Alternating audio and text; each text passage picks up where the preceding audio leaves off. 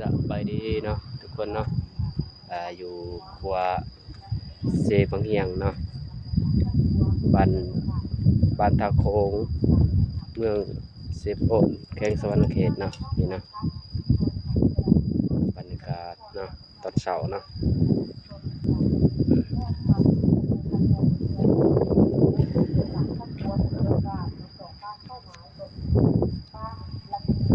ที่เห็นว่าเป็นกลุ่มมันก็บ่แม่นหยังเด้อ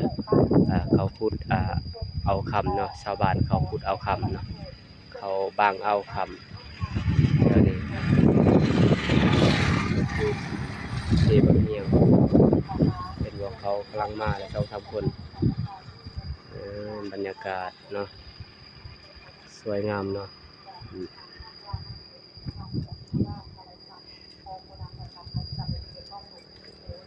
เส้นทางเหล็กเก่าเนาะพี่น้องเนาะ